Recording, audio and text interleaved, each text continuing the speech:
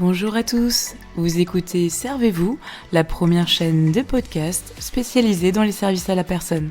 Ce podcast vous est proposé par Aladom, site de mise en relation dans le secteur des services de proximité entre particuliers et professionnels. Retrouvez-nous un mercredi sur deux pour de nouveaux épisodes liés au secteur, que ce soit des actualités, des témoignages d'entreprises ou encore des décryptages de thématiques. Aujourd'hui, nous poursuivons notre rubrique Le Portrait qui met en lumière des professionnels au parcours inspirant dans les services à la personne et le bien vieillir. Pour ce nouvel épisode, j'ai le plaisir d'accueillir Sonia Georges. Après 13 ans comme auxiliaire de vie auprès des personnes âgées et fragiles, elle a choisi de se reconvertir dans la communication. Actuellement en stage chez Aladom dans le cadre de la passerelle digitale de l'école 301, elle découvre un nouvel univers tout en s'appuyant sur les compétences acquises sur le terrain. Dans cet épisode, nous revenons sur son parcours, les raisons de sa reconversion et les liens entre son expérience d'auxiliaire de vie et son nouveau métier, et nous évoquerons également l'image des métiers du domicile et les défis d'un changement de carrière. Bonne écoute!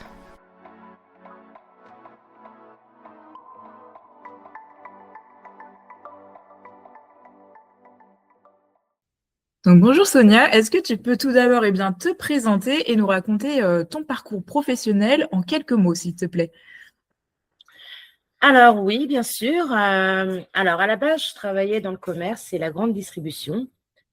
J'aimais beaucoup la relation client, mais à un moment, j'ai ressenti le besoin d'aller plus loin, de passer d'une relation commerciale à une relation vraiment humaine, plus proche, plus utile au quotidien. Et c'est là que je me suis tournée vers une formation d'assistante de vie aux familles qui a duré 6 mois. Et assez rapidement, après avoir obtenu le titre, j'ai trouvé du travail. Et là, franchement, ça a été une vraie révélation. Quelques années plus tard, j'ai aussi passé le diplôme d'État d'accompagnant éducatif et social en VAE. Ça m'a permis d'approfondir mes connaissances et de renforcer mes compétences sur le terrain. Merci beaucoup. On voit déjà que ton parcours n'a rien de linéaire et je pense qu'on va pouvoir revenir un petit peu au début, là où tout a vraiment commencé pour toi, notamment dans le service à la personne, puisque c'est un peu le cœur du sujet de notre chaîne Servez-vous. Comment tu es devenue justement auxiliaire de vie et surtout, qu'est-ce qui t'a fait rester quand même pendant 13 ans dans ce métier? Alors, comme je disais, voilà, la relation humaine est essentielle pour moi. Dans ce métier, on ne fait pas juste de l'entretien, on entre carrément dans l'intimité des gens. Ce sont souvent des personnes seules et notre rôle, c'est de les accompagner dans leur quotidien pour qu'elles puissent rester chez elles le plus longtemps possible en conservant un maximum d'autonomie. C'est vraiment ça qui est au cœur du métier. Accompagner sans faire à la place, respecter la personne, ses habitudes, son rythme. C'est quelque chose qu'on apprend dès la formation d'ailleurs. Et au-delà de l'aide concrète, comme faire les courses, préparer les repas, il y a aussi toute la dimension humaine, l'écoute, la présence, le soutien moral. C'est une vraie relation qui se construit en fait. On ne remplace pas les familles, bien sûr, mais on prend une place particulière dans la vie des personnes. Et souvent, ce sont des liens très forts qui se créent avec le temps. Ok, merci beaucoup. On sent d'ailleurs que ça n'a pas juste été un métier pour toi, ça a été vraiment une expérience de vie, j'ai envie de dire. Et forcément, Tout à fait. tu le disais un petit peu, dans ces années-là, il y a forcément des rencontres qui marquent plus que d'autres. Et justement, est-ce que tu peux nous dire, est-ce qu'il y a une personne ou un moment qui t'a particulièrement marqué pendant ces années d'accompagnement? Oh là là, il y en a tellement. J'ai rencontré tellement de personnes et franchement, chaque accompagnement m'a laissé une trace. S'il y a une personne que je devrais retenir, ce serait Madame B. Elle était née en 1921 et franchement, c'était une vraie leçon de vie. Elle avait une mémoire incroyable et adorait raconter des souvenirs, même ceux de sa petite enfance. Elle avait traversé des épreuves très difficiles. Elle a perdu une de ses filles et son mari. Et malgré ça, elle dégageait une dignité et une humilité impressionnantes. C'était aussi quelqu'un de très connu dans sa commune. Après-guerre, elle m'avait raconté qu'elle faisait du beurre baraté, du cidre, du jus de pomme pour tous les habitants. Et ce qui marquait beaucoup chez elle, c'est qu'elle s'intéressait énormément aux autres. Elle me demandait souvent des nouvelles de mes enfants, par exemple. Elle était très attentive et toujours présente dans l'échange. J'allais la voir plusieurs fois par semaine. Il y avait un petit rituel que j'adorais. Chaque vendredi, elle préparait des galettes de sarrasin. On les partageait ensemble. C'était simple, mais c'était un moment très précieux. Mmh. Merci beaucoup. Ouais, je pense que ce genre de souvenir, on comprend, hein, qu'il reste longtemps en tête et en mémoire. Et Ouais. pourtant, même quand on aime aussi, forcément, énormément son métier, il y a parfois, un moment où quelque chose peut, être basculé. À quel moment justement tu as commencé à dire: «OK, là, il va falloir, changer de direction, je vais entreprendre une reconversion»? Ben, en fait, c'était par obligation parce que je pouvais plus exercer mon métier, notamment à cause de problèmes de santé. Le médecin du travail me l'a confirmé. Il fallait que j'envisage autre chose. Mmh. Donc, ça a été une étape vraiment difficile, hein. J'ai mis du temps à faire le deuil de ce métier, de toutes ces années. C'était vraiment pas simple de tourner la page, surtout quand on a été autant investi. Il y avait aussi un sentiment assez difficile à gérer. Je me sentais très mal à l'aise de ne plus pouvoir travailler, de devoir être remplacée. Je savais pertinemment que mes collègues avaient déjà énormément de travail, donc ça a été très compliqué à vivre. Et puis avec le recul, j'ai aussi pris conscience qu'au-delà du physique, il y avait une vraie charge émotionnelle. Le manque de personnel, les conditions de travail ou encore la période du Covid, Mmh. tout ça, ça a pesé. Et en parallèle, j'ai toujours été attirée par le numérique, que ce soit les réseaux sociaux, la bureautique. Et à ce moment-là, j'ai découvert la passerelle digitale de l'école 301, un peu comme une évidence. Je me suis lancée, j'ai passé les sélections et j'ai été retenue. La formation dure 4 mois et demi, elle est assez intense, mais très enrichissante. Aujourd'hui, dans ce cadre, je suis en stage chez Aladom. En fait, je mets en pratique tout ce que j'apprends. Et je fais des missions très concrètes. Merci beaucoup. En tout cas, ce que tu racontes, c'est loin d'être une reconversion forcément, j'ai envie de dire, sur un coup de tête, hein. Il y a eu du vécu, il y a eu du temps et pas mal de réflexions aussi derrière. Et Mmh. dans cette nouvelle étape, tu l'as un peu dit déjà, mais tu as choisi forcément un univers qu'on n'aurait pas forcément deviné au premier abord, qui est celui de la communication. Ça s'éloigne pas mal quand même du métier d'auxiliaire de vie. Est-ce que tu peux aller plus dans le détail et nous dire qu'est-ce qui t'a voilà, donné envie de te tourner vers la communication plus en profondeur? Alors, c'est à la fois mon intérêt pour le digital, je l'avais déjà, et aussi mon expérience dans le secteur du service à la personne, parce que c'est un domaine que je connais très bien. Et aujourd'hui, mon stage chez Aladom, c'est vraiment en lien avec mon ancien métier, en fait. Ça donne encore plus de sens à ce que je fais.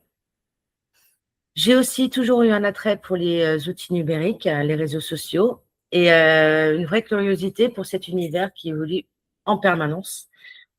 Et puis, j'aime le côté créatif et stratégique, créer du tout contenu, imaginer, structurer des messages, comprendre comment on peut toucher un public. Finalement, je continue à être dans l'humain, mais d'une autre manière. Hmm. Merci beaucoup. Et je pense aussi que reprendre une formation après plusieurs années de carrière, c'est pas exactement comme retourner sur les bancs de l'école à 20 ans. C'est sûr. Est-ce que quitter un métier que tu connaissais très bien pour repartir en apprentissage, ça a été compliqué pour toi? Alors, je vais pas dire que ça n'a pas été difficile, hein, mais j'ai été très bien accompagnée dans cette étape. En fait, ce qui me freinait le plus, c'était mon âge. J'avais déjà connu une reconversion en 2010, mais à ce moment-là, j'étais pas du tout dans la même situation. Là, c'était plus impressionnant pour moi de repartir dans une formation. Et puis, il y a aussi le fait que les métiers que j'exerçais avant étaient très physiques. J'étais sans arrêt en mouvement, toujours debout, toujours à bouger. Alors, l'idée de me retrouver assise toute la journée devant un ordinateur, franchement, ça m'inquiétait un peu. Et au final, je me suis étonnée moi-même parce que ça s'est très bien passé. J'ai réussi à m'adapter et aujourd'hui, je me rends compte que ça me convient aussi. Et enfin, je me suis dit qu'on est tous amenés, à un moment ou à un autre, à se former, à évoluer, ou à changer de métier. La retraite, elle est encore loin et j'ai envie de terminer ma carrière dans quelque chose qui me plaît vraiment et dans lequel je m'épanouis. Et aujourd'hui, cette formation me donne beaucoup de sens pour la suite. Hmm. Super, merci beaucoup. Et maintenant que tu es en plein dedans, j'imagine que tu regardes un peu cette reconversion avec un peu plus de recul. Est-ce que tu peux également nous dire que t'apporte aujourd'hui ta formation de manière professionnelle comme personnelle? Alors, ma formation m'apporte beaucoup aujourd'hui, à la fois sur le plan des compétences et sur le plan personnel. J'apprends vraiment des choses concrètes, comme la rédaction web, le recensement naturel, la création de contenu, ou encore les réseaux sociaux. J'apprends aussi à utiliser l'intelligence artificielle. Et en fait, je l'applique de façon vraiment plus réfléchie, comme un véritable outil d'aide dans le travail de communication. Ce qui est intéressant aussi, c'est que ça m'aide à prendre du recul et à voir la communication de notre manière, de façon plus stratégique. J'apprends à mieux structurer mes idées et à m'adresser à un public de manière plus claire et plus efficace. Et le fait d'être en stage chez Aladom, ça rend tout ça très concret en fait. Mm. Je peux mettre en pratique ce que j'apprends et ça donne encore plus de sens à ma formation. Bah, c'est ce que je trouvais aussi intéressant, c'est que aussi finalement t'as pas vraiment complètement quitté ton premier métier, tu l'abordes simplement sous un autre angle. Et maintenant que voilà, ça fait quand même quelques semaines maintenant que tu es en stage chez Aladom, puisque ton stage se termine la semaine prochaine. Maintenant que tu as pris un peu de recul et de l'expérience, en quoi ton expérience d'auxiliaire de vie a-t-elle été un atout justement dans tes missions de communication chez Aladom? Bah, en fait, elle me permet de parler de ce secteur avec justesse, connaissance du terrain et avec beaucoup d'authenticité. Je sais de quoi je parle, parce que j'ai vécu ce métier de l'intérieur, en fait, avec ses réalités, ses contraintes, mais aussi toute sa richesse humaine. Du coup, quand je rédige des articles sur l'amélioration des conditions de travail, l'organisation ou la valorisation des métiers du service à la personne, bah, je peux m'appuyer sur une expérience concrète et pas seulement sur la théorie. Et je pense que ça rend mes contenus beaucoup plus authentiques et plus parlants. Hmm. Bah, c'est d'ailleurs ce qui fait d'ailleurs toute la richesse de ton regard, hein, c'est que tu connais le terrain et tu sais de quoi tu parles. D'ailleurs, c'est pour ça aussi qu'on avait été très intéressé par ton profil. Et selon toi, comment la communication peut-elle contribuer à mieux faire connaître, mais aussi valoriser les métiers des services à la personne? En fait, ce sont des métiers très humains, très utiles, mais qui ne sont pas toujours assez mis en avant, en fait. Je pense que c'est important de montrer la réalité de ce métier, mais aussi de tout ce qu'il y a derrière, l'engagement, l'écoute, la patience et surtout la passion de celles et ceux qui les exercent. Quand on communique bien, on peut vraiment changer le regard des gens, donner plus de visibilité à ces métiers et les mettre à leur juste place. Et pour moi, c'est aussi ce qui donne du sens à mon travail aujourd'hui, contribuer à ma façon à valoriser un secteur que je connais très bien et qui mérite d'être reconnu. Oui, c'est important. Merci. Et enfin, dernière petite question pour toi, Sonia. Voilà, si quelqu'un nous écoute aujourd'hui en se disant, voilà, j'aimerais changer de métier, mais je n'ose pas, je pense que tu es probablement bien placée pour lui répondre. Quel Mhm. conseil donnerais-tu justement à cette personne qui hésite à franchir le pas?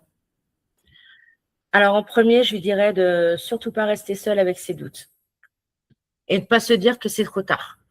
Une reconversion, ça fait peur, c'est normal. Mais quand on sort de ce qu'on connaît, ça peut être aussi déstabilisant, mais en même temps, je pense qu'il faut surtout écouter ce qu'on ressent. Quand on ne se sent plus à sa place dans son métier, quand on sent qu'on a besoin de quelque chose de différent, il faut avoir le courage d'aller vers ce qui nous correspond vraiment, en fait. Hmm. Et surtout, il faut se faire confiance. On a souvent plus de ressources qu'on ne le croit. Et même si on recommence à apprendre, même si on a des inquiétudes, hein, ça ne veut absolument pas dire en fait qu'on repart de zéro. On arrive avec son expérience, son parcours et sa richesse personnelle. Moi, je dirais qu'il faut avancer étape par étape, en fait, être bien accompagné et surtout ne jamais avoir peur de se lancer. Parce qu'au final, on peut vraiment se surprendre soi-même. Et c'est ce qui m'est arrivé. Super, merci beaucoup Sonia. On a fait le tour des questions. Bah, je te remercie encore une fois d'avoir partagé aujourd'hui ton expérience, ton parcours avec nous. C'était un Bah, vrai merci à plaisir. toi. Merci Célia, merci. C'est un vrai plaisir en tout cas de t'accueillir au micro de Servez-vous et de découvrir aussi les différentes étapes qui t'ont mené de l'aide à domicile vers les métiers de la communication. Merci. Voilà, c'est tout pour cet épisode. J'espère sincèrement qu'il vous a plu. Donc comme d'habitude, si vous avez aimé ce format, n'hésitez pas à suivre notre compte Instagram servez-vous-podcast pour être au courant des dernières sorties. Je vous souhaite à toutes et à tous une bonne journée ou soirée et je vous dis à bientôt pour un prochain épisode.